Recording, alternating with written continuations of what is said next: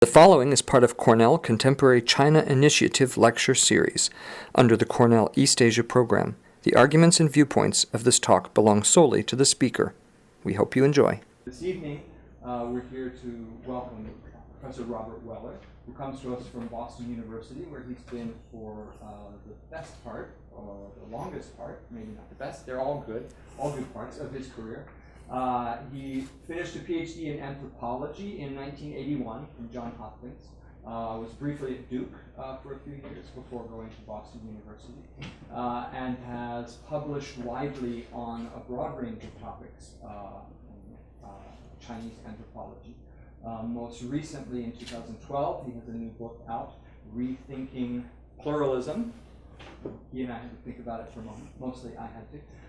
And in English, most recently, this in 2012. And in Chinese, he has a book out just a year ago. So tonight, he's going to be speaking to us about this connection between urbanization and what it does to communities and religious beliefs. So please join me in welcoming Bob.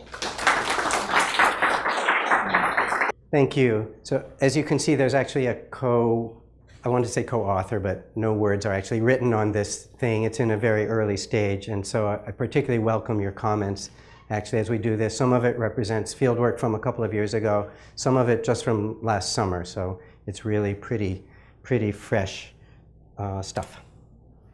So let me start with this slide, and I actually don't want to talk about most of it. Some of you may recognize it. It was the winner of a visualization contest that the World Bank held for a report they did on Asian urban growth in the last 10 years, or 2000 to 2010. So that's the China one. I don't want to talk about it. I only want to talk about these numbers down here, actually. They studied 18 countries in Asia. Of those, it won't surprise you at all to learn that the one with the largest increase in urban population, absolute numbers, was China. Of course it was China. China has the largest population. The growth rate was 38%. You probably can't read that from the back of the room, but it doesn't matter. Growth rate was 38%, which sounds enormous, and in fact was the fastest growth rate of any of those Asian countries, but not by very much. The average was 35%, 36%, something like that. So it was a little bit faster. The more interesting figure is the urban population density one. So you'd think if you're adding that many people to a city, right, over 100 million people to Chinese cities, that population density must go up. But in fact, as you maybe could see, population density has hardly gone up at all. It's only increased by 1.5%. And of those 18 countries, it doesn't rank first, it actually ranks 11th, so it's in the bottom half for density increase. How do you do that? There's only one way, it's the obvious way. You have to take over the land next to the city and build new space.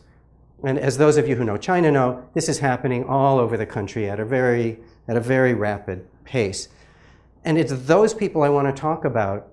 Rather surprisingly, there's not much literature on these spaces that were rural 10 years ago or 15 years ago. People living in the countryside and farming are now cities of high-rises and Starbucks.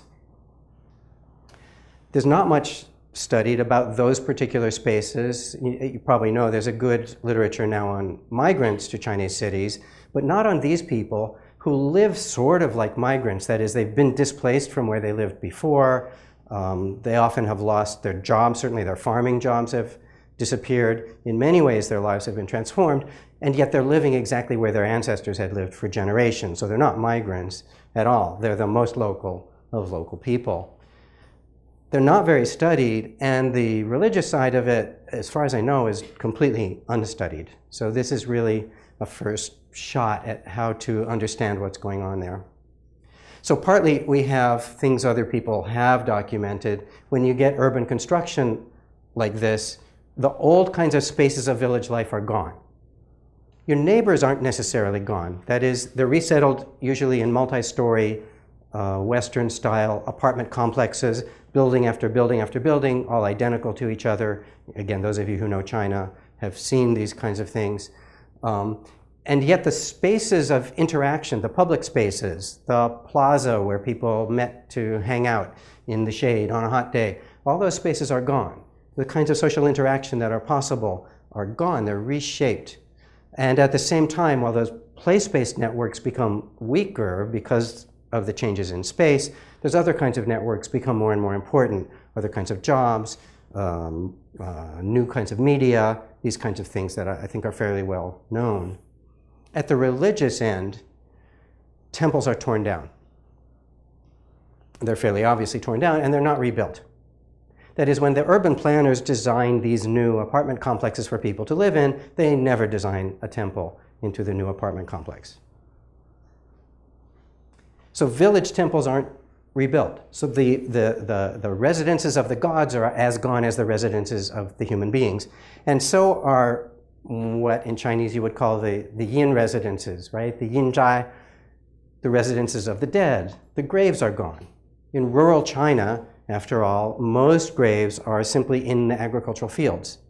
In Jiangsu, which is the area I'll be talking about today, there's almost invariably, they're just a mound of earth in an agricultural field. Those are all gone. This 6 million number comes from the Stanford historian Tom Mullaney, who's doing a study of displaced bodies in the last 10 years in China. That's his number. I don't know that it's a very convincing number, but it's the only number that we have. It's something, it's some huge number on this order, though. So the graves are gone. So if you like ghosts have lost their houses, gods have lost their houses, people have lost their houses. So the argument, I always like to start with a conclusion, just in case. The argument I want to make really is that this, far from really damning religion, condemning religion, destroying religion, has led to a kind of burst of religious creativity in these spaces. And that's what I want to talk about today, as well as to think about just how to understand in a more theoretical way what's going on. So just a couple of pictures. One of the areas, the one I was in last summer, is on the eastern edge of Suzhou City. Suzhou, it's called the Suzhou Gongyue Yuanqu, usually just called Yuanqu in Chinese, because I guess that sounds better than an industrial park. Doesn't sound as good as just a park. So this park area, it's 5 townships. Population was something like 100,000 people, all wiped out. Just bulldozed under everything. People, temples, graves, everything I just talked about, wiped out. This is the last little patch that hasn't been completely wiped out yet, but you can see they're actually not living in that building, but there are some people still living there, but not very many. And it'll be gone, could be gone today, as far as I know, even though I was just there a few months ago. I pulled this one off the web, so the quality is not very good, but those are graves that had been bulldozed the night before. The government came in, just wiped out the graves. People had been resisting, and they were wiped out. And if you look online, you'll see protest after protest over this kind of thing, all in order to develop the land. So that's the kind of endangered infrastructure of life. I would show you a wiped out temple. They told me that the temple of the major community god in this town was still there, and some old guy took me off to see it. Empty lot. So instead of showing you a picture of an empty lot, I just showed you a building that's still kind of standing. So that's one kind of thing that I want to talk about, but there's another aspect for religion that's quite important, and that's actually the urban planners. Even in China, where we have a stereotype of the government being kind of anti-religion, it's not really right. It's anti a certain kind of religion, but it's quite in favor of a different vision of what religion should be. So those village temples, those village graves where people would worship, gone, gone, gone. The government does, in fact, have zero interest in replacing that world. On the other hand, the kind of religion it thinks of as modern, as appropriate to a country like China, they're all for. So this, again, is in that industrial park area of Suzhou Protestant church. It seats 1,000 people. They fill it up twice every day, every Sunday, twice every Sunday. And you can just see the mammoth scale of this building, totally done with government approval. serving absolutely nobody in the local community. That is, this was built just like every other building except the shabby apartments where the people have been resettled into, was built for high-end outside people moving into Suzhou. So the people who fill this up, and they really do fill it up, those people are not local people. They're all outsiders who've moved into Suzhou.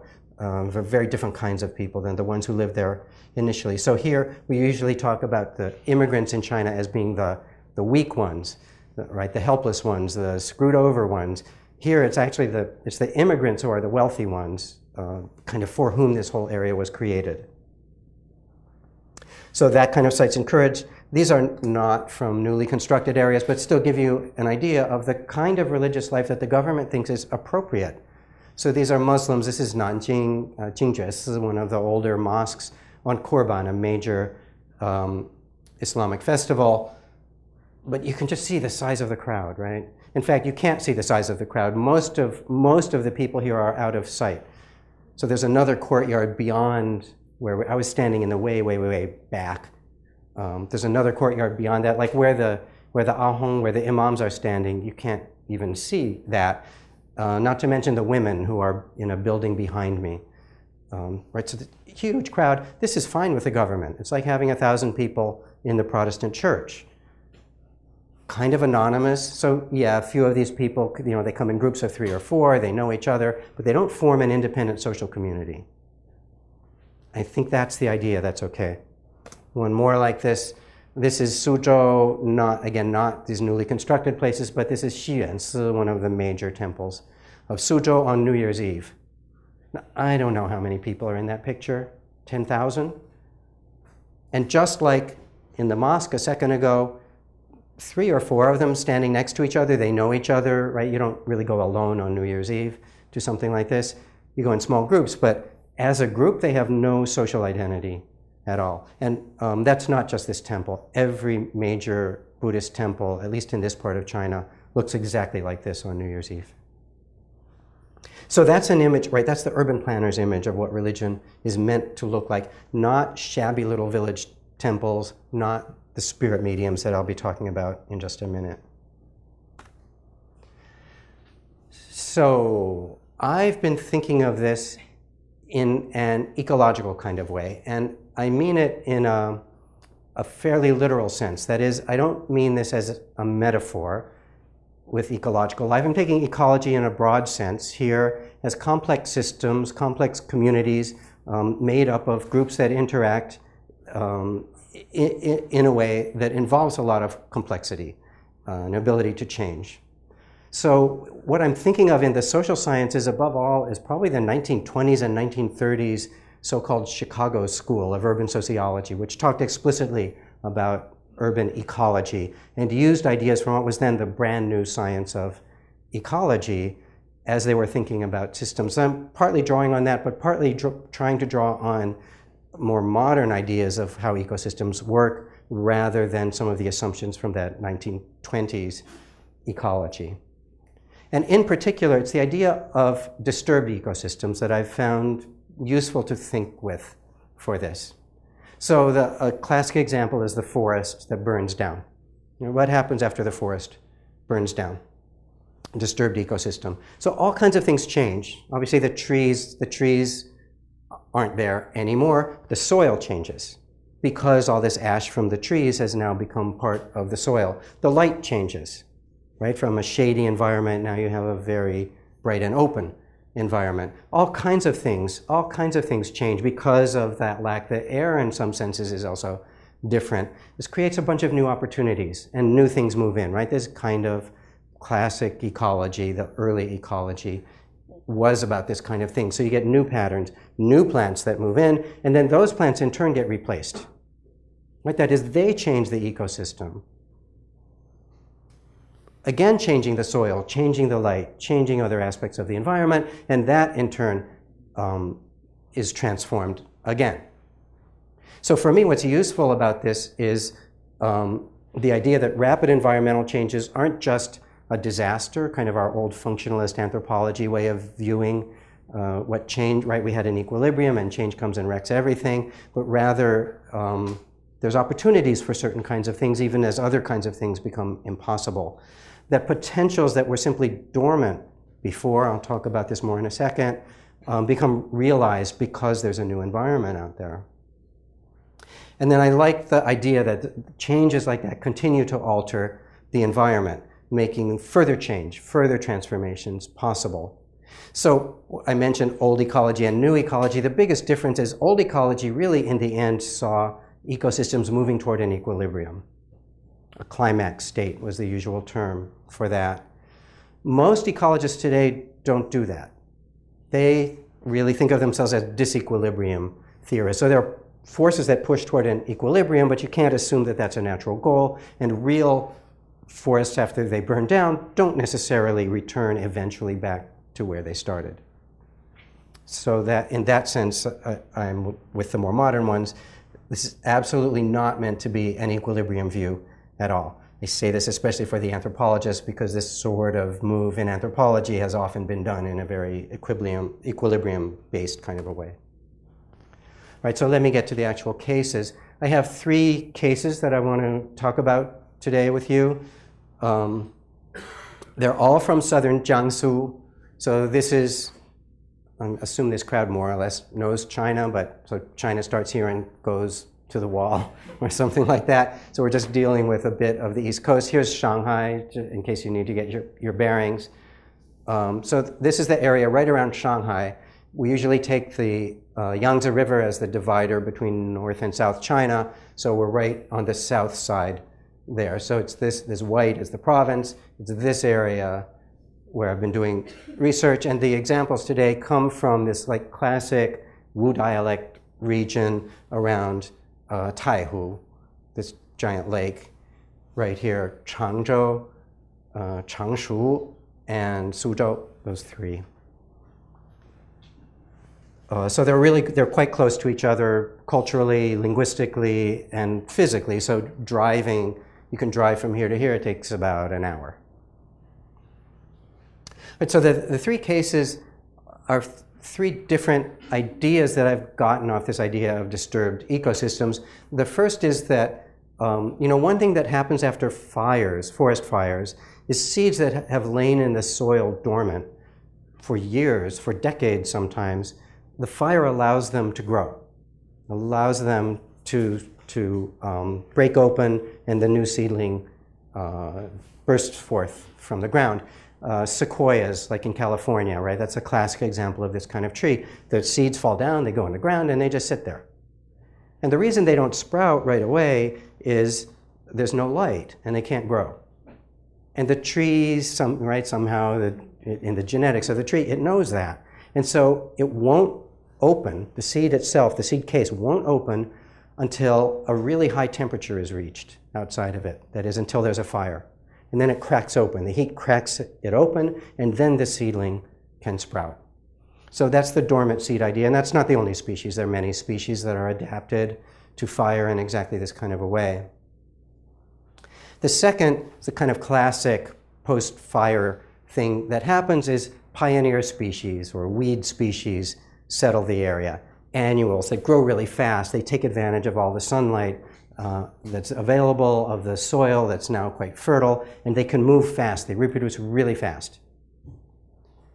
So pioneer species that are able to come in, that'll be my Changshu example about spirit mediums. And then the third thing, the third kind of dormant power that's there that can come out is, if we were talking about biological organisms, it would be genetic variants that are there. We all know a genome is not the same as a phenome, right? That what comes out physically in you is a product of your genes interacting with the environment. There's lots of potential in your genes that's never realized unless the environment really changes. And then you have these new possibilities. So these are all things that were kind of there to begin with, but didn't really have an opportunity to grow in the same way. All right, so to the first case.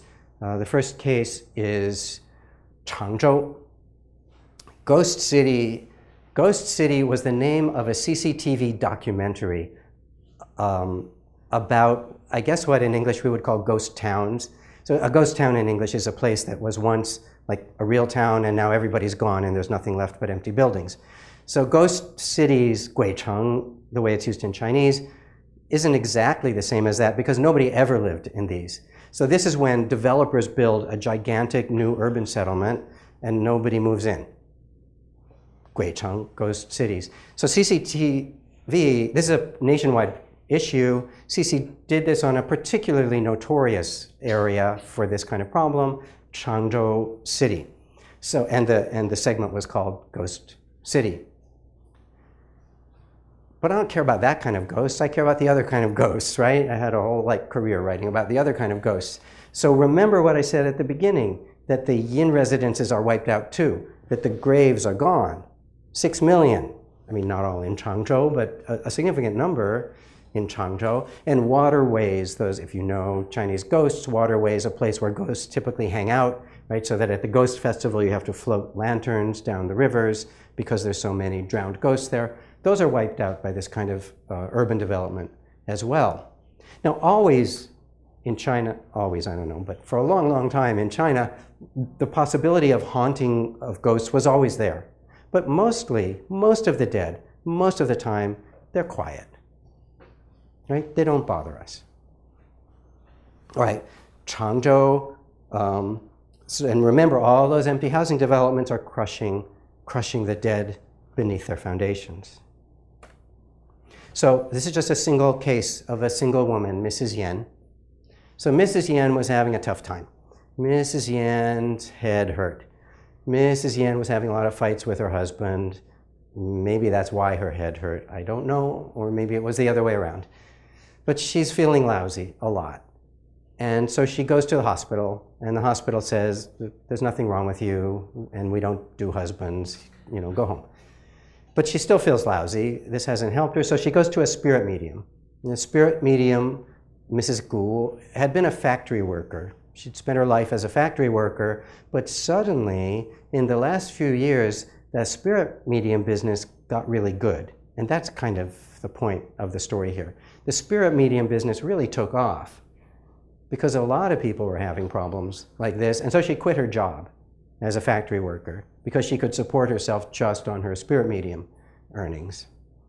So she sings the way spirit mediums in this area often do. She's possessed and she sings with the spirit of this this divinity.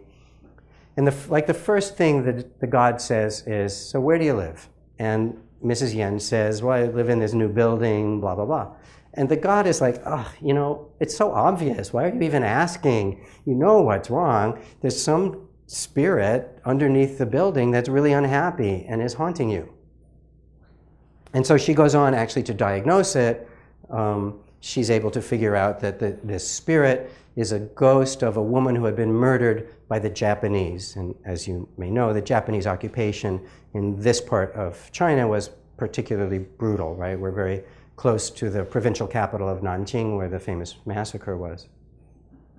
So at this point, we're ready for a new specialist, another woman, Mrs. Chen. This time, Mrs. Chen knows how to do the exorcism ritual to get rid of this problem.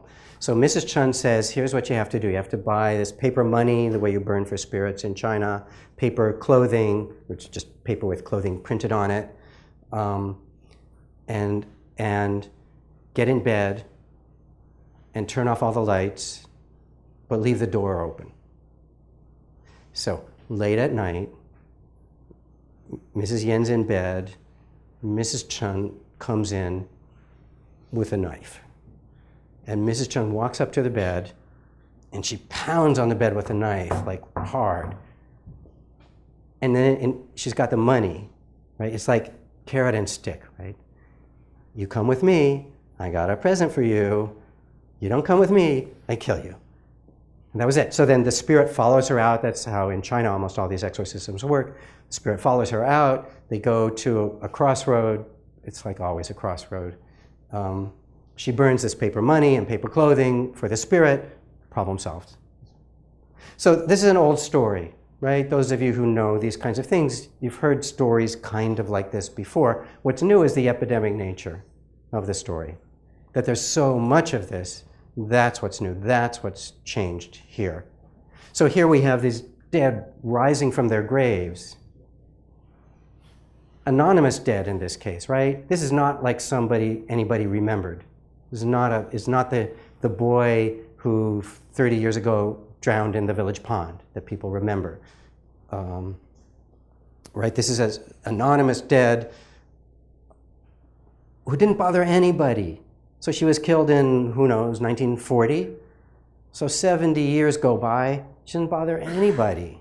And now, suddenly, because she's been crushed by this building, she's back. And so are many, many, many, many other ghosts just like her. So this kind of like the buried seeds, or, there's a different theoretical turn you could make about a return of the repressed, a more Freudian turn, which I don't think would be a bad way of trying to approach this either, but I'm trying to play with a different thing here today.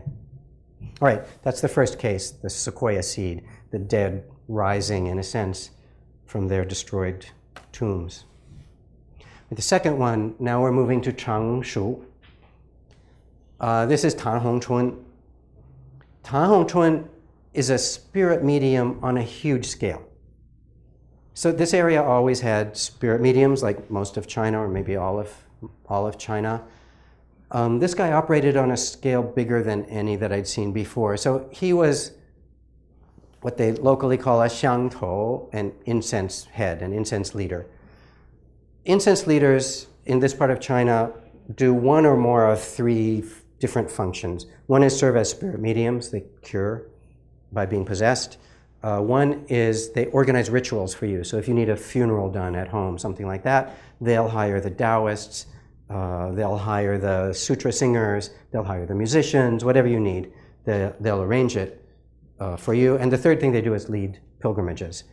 Some of them do all three. Tan does all three of those functions. Some of them only do one or two of those functions. He does all three, but again, it's the scale that's different here. He does it on a huge scale, and in a way that he says is all new. It's all a creation. So that it's in this sense. So I asked him, is this something your father did or your mother? No. Is this something where you have a teacher? No. So how do you know how to do it?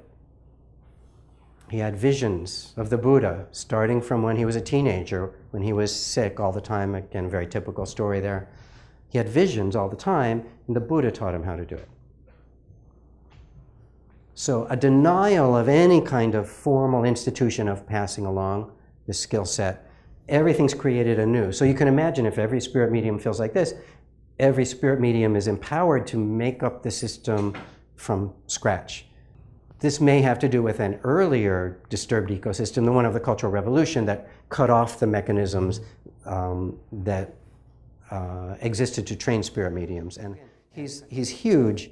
A constant stream of people coming into his temple where he's sitting right there. He has a network of people affiliated with him. So when a medium like him has cured you, sometimes you also get the ability to cure. But unlike other cases where those people usually just then set themselves up as their own spirit medium, he has a network of people who have a formal master-disciple relationship, teacher-student relationship with him. Dozens of people, so really a huge number. I've never seen anything quite like that anywhere else. The same way, his network of ritual specialists he calls on to organize rituals, very, very large.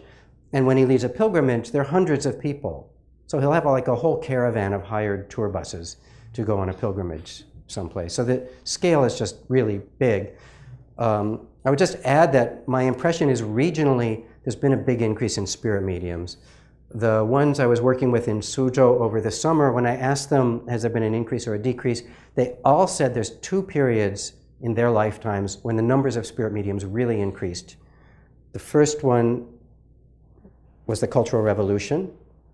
The second one was the last 10 years. Why? Because in both cases, the temples were destroyed. And they said, the gods have no house. They have no place to go. So they have to take our bodies. So it's unexpected, right? The Cultural Revolution was a horrible time to be a spirit medium, and it was horrible for these spirit mediums. But they all said, I didn't want to do it, but I had to do it. The God made me do it. So there's been a huge increase in mediums, I think, not just so that he's extreme. in what he's doing, but the whole area has really shown this kind of phenomenon. Just a picture of, this is his altar in his temple. I'll show you his temple in a second, but that's the altar. It's Shakyamuni Buddha as the main deity in the altar. It's kind of a simple altar. This is one of his disciples' altars. Maitreya is her god. That's actually Tan Hongchun, that lama-looking fellow. That's Tan Hongchun dressed as a lama.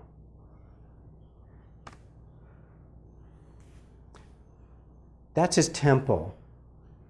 Well, that's his house. You can see that the spirit medium business is not bad, right? That's quite a house. There's a very typical of this disturbed ecosystem, right? This was a rural area 10 years earlier. But if you had money, you got houses like this. So his is, it's a whole row of houses, is a lot like this one. And inside, it's all marble. It's really like high-level stuff. That's the temple. That garage, that's the temple. So he's got money, he's got followers, he's got everything. Why does he have a stupid garage temple? So there's a story there. He had, still in that garage, he had a much more elaborate setup inside with dozens of deities in there. Sort of like a supermarket of deities. Whatever's wrong with you, I got the God for you. It was that kind of spirit medium. And then as he told the story, an enemy turned him into the police. Now, I don't know what the enemy was exactly, but this guy was a big operator. He dealt with gangsters. He dealt with the police. So these police who came over, they were his friends. So they came over and they said, "You've been accused of doing feudal superstition. This isn't legal."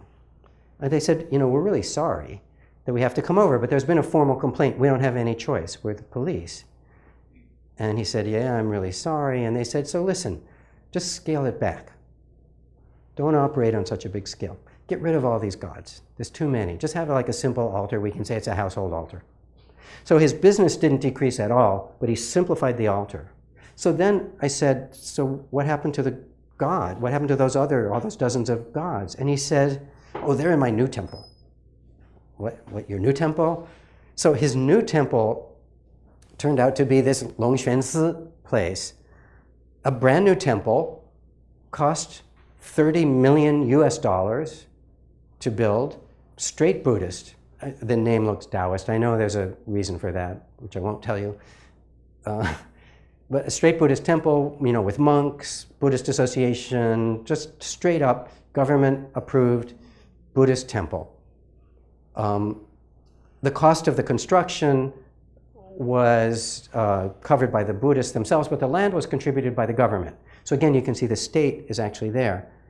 So I go to this temple, and his images are like in this back room. There's all these other images. And I asked the abbot, I said, "Do you know this guy, Tan Hongchun, right?" And he said, "Oh, yeah, we're friends." And I said, "You know what he does, right?" And he said, "Yeah, he does his thing. I do my thing. There's not really a problem." So what do you mean there's not really a problem? Buddhists in China are really quick to start criticizing, right? They led the attack on Falun Gong, right? They're really quick to attack. So what did that mean? What I'm pretty sure it means is if Tan Hongchun and other local incense leaders didn't take their followers to this temple, nobody would go to this temple. Temples rely on these incense leaders because incense leaders organize every kind of ritual activity. So there's this unexpected symbiosis between these urban planning kind of temples, I don't have a photo of the other one, and these guys, these frontier species, right, who've spread, these spirit mediums who've kind of spread like weeds, at least from a certain point of view, like weeds, and the political environment that surrounds them. There's an adaptation there that's somewhat unexpected. The third case is this Suzhou Industrial Park area, the eastern side of Suzhou. So they tore down dozens of villages, resettled all of the villagers in these like identical housing complexes. And I don't really know how many temples were destroyed. Some people said 50, some people said 100. My guess is it's at least 100. One person told me they had buried 1,500 images of gods. So that gives you some idea of the scale. And these were very small temples that didn't have many gods in them. However, they did something clever.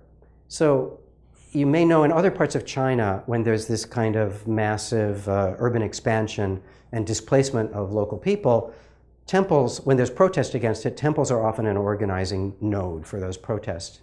So they did something I thought was really clever. They said, well, local people, we're so sorry we have to tear down your temples and your houses, but we're gonna, because we respect your beliefs and your local culture, we're gonna build new temples. Really nice, big temples with Taoists in them. You know, Taoists who know how to pray to your gods way better than you know how to pray to your gods. It's going to be really good. And we're going to carve new images. They're going to be prettier and bigger. And they did.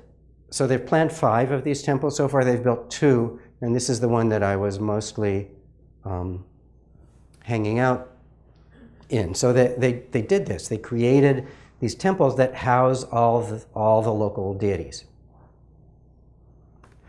So that's kind of what they look like. Creating order is what the Taoists in charge were intending to do. So they recarved all the images. The head of it was really proud of what they had done. He said, we've rationalized everything. 把它规范化. He just kept saying 规范化 over and over and over. We've rationalized everything. It's really good. So they recarved all the images so they weren't those little dingy, crummy, primitive looking images. They're all pretty, they're all the same size. They'll have name plates on them. So he's really proud of figuring out the names of all these deities. As if you know Chinese religion, you know that people don't always know the name of their local deity. In fact, they often don't know the name. So he'd figured all this out and he'd rationalized it. So he'd say, the big god in this one township was somebody called Sui Liang Wang. You don't know him because he's really only worshipped in this one place. But a number of villages had temples to this guy. So they built this temple, and each of those villages goes and says, you have to put our Sui Liang Wang in there. And the Taoist says, no, what, these people are stupid or what? There's only one God, there's only one image. Put his foot down about how this was going to work. So that was part of this rationalization too. This is actually a basement area. So one problem they ran into was some of the deities in these little village temples were obviously Buddhist deities. And the Taoists just couldn't bring themselves to put the Buddhist deities in respectable places of honor. But they had a duty to the urban planners, I think, to house all the gods. So in the basement, they did for the Buddhists what they had done for the non-Buddhist deities upstairs. So they're all lined up. It just gives you an idea. There's one, there's one. This is actually the central altar. It's a reclining Buddha. You can't really see the image there. And then there's more, all around. So that was the image of the people who made the temple, the urban planners plus the Taoist Association. On the other hand, there were some unexpected developments. One of them was cigarettes. So this is the entrance to the temple it was the lunar 1st or lunar 15th, the important worship days. These old ladies weren't out there every day. But you can see they're dressed up in their traditional old lady clothes, the very regional kind of dress, with a huge pile of cigarettes. That's for people to worship with.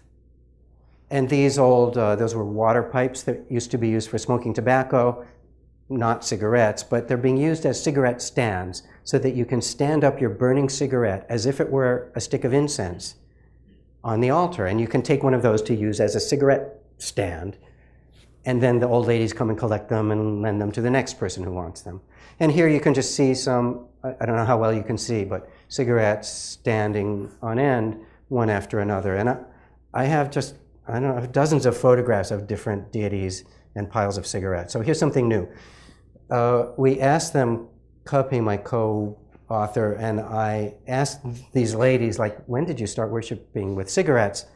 And I wrote something about cigarettes being used to worship in Taiwan, and so I was really interested in it. And they said, what? We've always done this. What do you mean? We're Chinese. We've done this since the Han Dynasty. Yeah, well, they haven't done it since the Han Dynasty. And then there's that. So it turned out, so we're in the temple the very first time, this was 3 years ago. I'm in this temple, And there's a lot of people in one room in the temple. And I said to this chief Taoist, like, what's in there? And he said, oh, you don't want to go in there. Right? We haven't put it in order yet. He said, don't go in there. Yeah, so we had to go in there, right? Had to go in there. And here's these deities in eyeglasses. And they're not like carved on. They're just eyeglasses, from the store that somebody's stuck on their heads. And at the time, I didn't know what was going on. But when I went back this last summer, I had a much closer relationship by this point with a lot of these people and the spirit mediums. A spirit medium, or a god had said through a spirit medium, everything's like blurry, we need some glasses. Bring us glasses. And in fact, last summer, they weren't wearing glasses. Different spirit medium, different god. What's these stupid glasses? We don't need glasses. We're gods. What are you doing? Take them off. So they take them off. So that's part of this kind of creativity that I'm talking about. But the very fact that this room exists, what is this room? What do you mean an unrationalized room? What is that? And again, 3 years ago, I didn't really understand it. This is just another one, but it turns out there are about a dozen places like this. Each one of these is an altar of one of these incense leaders. Each one of them is the private altar of a Xiangtou. This guy had lots of money. He was a kind of big one locally. He didn't get possessed, not a medium, but he's the kind who organizes people. And he organized them to get money, so he got all these fancy recarved images just like the ones in the main part of the temple. These are just the local village ones. Again, what we see is this very urban planning Taoist association temple that's been forced to compromise with local incense leaders in order to get bodies coming into the temple. So it's created a new life for this village religion in these places, a really lively life. So this, the line on the previous slide about the yin world being in chaos, yin jian luan la, was something one of the spirit mediums said in an interview to me, and then I liked it so much, right, the yin world is in chaos. I liked it so much I asked like all the other spirit mediums if in fact the yin world was in chaos. And because they're all getting it directly from their gods, they don't all have the same opinion. But most of them said yes. A few of them said, well, it used to be, and now it's a little better than it was before. But so what did they mean by that? I think a bunch of stuff that I don't have time to talk about too much, but this is one. So we're actually in the same room that I showed you before with the Buddhas in it. The lying down Buddha is just off screen, like behind these ladies. So this was Guanin's birthday. It was very busy in the temple. They had a sutra, kind of professional sutra singing group that was trying to use the altar space right in front of that reclining Buddha. When this lady gets possessed, so she's possessed here. If anybody really wants to see it, I have video of this that I can show you later. She's possessed by Rulai Tathagata, which to them is the name of a Buddha, right? If you're like all Buddhist studies, you'll say that's wrong, but who cares? It's not wrong. It's what they say. It's the name of a Buddha. It's the name of that Buddha, the guy who's lying down back there. He's possessed her. And what's he saying? She's saying, he's saying, whatever it is. He says, I'm the Buddha. What am I doing in this crappy basement? I don't belong in the basement. I'm so much more important than those guys who are, those little stupid earth gods who are up in altars upstairs and in the front of the temple. I demand to be moved. So what is that? That's another kind of chaos, right? When the yin world is in chaos, what happens when you take all the village temples and stick them in one temple? Well, it's a Chinese space. It's hierarchical. Right? The altar in the center is higher than the ones on the side. The ones on the yang side are higher than the ones on the yin side. The ones upstairs obviously higher than the ones downstairs, and so on. Suddenly, all of these villagers are competing with each other for space in the temple, and this is just an example of that kind of competition that didn't even exist before. So the Suzhou case shows how these possibilities can open up. So this is the one I'm taking as kind of possibilities that were always there. Again, this would look familiar but slightly weird to people who know this kind of religion. I think partly the spirit mediums have been empowered exactly by the destruction of the temples, or not by the temple so much as by the management committees that controlled those temples. So the things that kept spirit mediums kind of under control before have been much weakened by this particular change. And then again, just like in the Jiangsu temple, the Taoist, there it was Buddhist, here it's Taoist, but they need these guys. They need these guys. So that's further empowered them, where you get this symbiosis between a lived religion and a planned religion. So these possibilities were always there. Cigarettes we have documented in the literature. Taiwanese Ghosts is the one I'd written about. Adam Chow's book has a case of cigarettes being offered for Chairman Mao. Other forms of votive offerings, right, we can see that. But so the point is this new environment really allowed these things to pop up, so that, as one Taiwanese anthropologist who saw these slides said, well, it's all absurd, right? It's like a clown version of what she studies. And that, right, so that was her point, right, that I kind of recognize everything, but it's all out of proportion somehow. Something weird happened. So just a few concluding thoughts about this. First, other religions, things that are officially recognized as religion in China, there's something similar but not identical.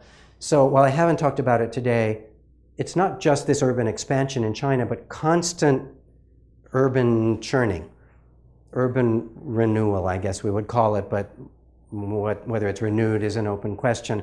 But urban churning, so that neighborhoods are constantly destroyed.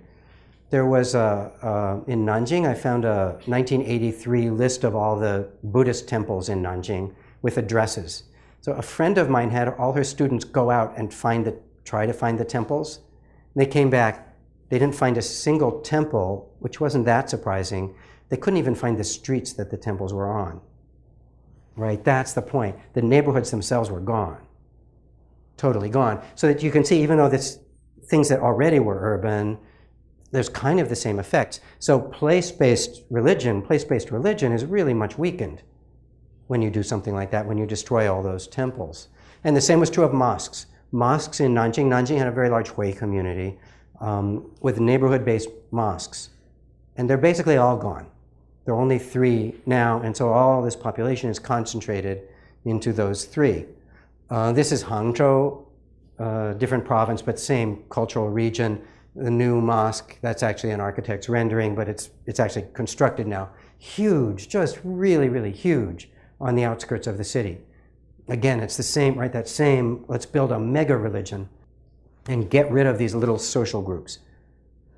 On the other hand, it doesn't entirely work, just like we saw in these spirit medium cases. So a lot of Muslim worship is not happening in mosques now in China, even in this eastern part of China. It's happening like in back rooms of halal restaurants, things like that. Christians too, something very similar. Neighborhood churches get destroyed in this process of urban change. And well, house churches don't always get destroyed, but they're being pressured, at least right now. But this kind of thing, totally done with government blessing. All right, so just to say there's another kind of disturbed environment, but not totally different, with some kind of similar religious results. So I ran into this ecological idea I thought was helpful, and that's this hypothesis of intermediate disturbance. So there's an idea that's been out there, it was popularized in the late 70s, that it's areas where there's some disturbance but not too much, tend to create the largest amount of diversity. So again, think of after the forest fire, right there, and you get annuals take over, and then you get perennials, and then you get shrubs and smaller trees. And then finally you get what's supposed to be the climax state, takes 200 years. But what if there's another fire, right? What if there's a fire every 70, 80 years? You get stuck someplace, not stuck, but you keep coming back to this. The argument there is if you have constant disturbance, if it burns down every year, you're not going to have much diversity here. If you have almost no disturbance, you're not going to have as much diversity either, because these few dominant species are able to take over, the best adapted species. When you have So, what does intermediate disturbance mean exactly? That's a critical question. But whatever it is, right, someplace in the middle encourages the most diversity. Now, ecologists, I think this thing is too simple, but not totally wrong either. And I find it especially helpful for this region. One of the things that makes religion in this region a bit different from other parts of China is they have a constant history of destruction of temples. In fact, I think really this could probably go back to the Ming Dynasty, but certainly early Qing, Kangxi period, there's those of you who know that history, there was this big famous destruction of Yinsi, right, obscene temples under Kangxi. That's this area. Right? That's exactly this area, and exactly deities that are still important in this area. The Taiping Rebellion, right, their capital was Nanjing, so this area was hit very, very hard by the Taiping Rebellion. They wiped out temples wherever they went. Republican area, capital was Nanjing. If you live near Nanjing, you really don't want the capital to be there, I think. Republican area had all these temple convert them to office buildings, convert them to schools, whatever. So again, hit this area very, very hard. Japanese, hard. And then you got the PRC stuff that we normally think about. That is, I think we have a situation where there's just an adaptation at this point to temple destruction. And it helps these kinds of spirit medium worlds who are able to continue aspects of the tradition without going on, without having to have the temples there or rebuilding them every few years. So here, just as a summary slide, right, we have this periodically disturbed world where these kinds of ecological processes happen and rise from dormancy, the flooding in of pioneer species that may not last over the long term, genetic variants that hadn't been realized in the past.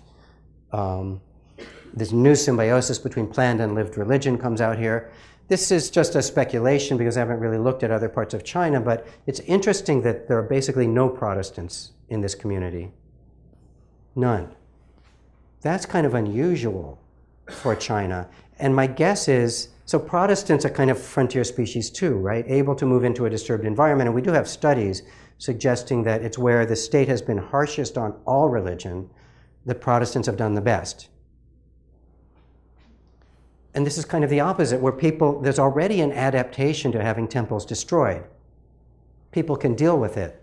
And so the Protestantism comes in, not going to have so much appeal to them.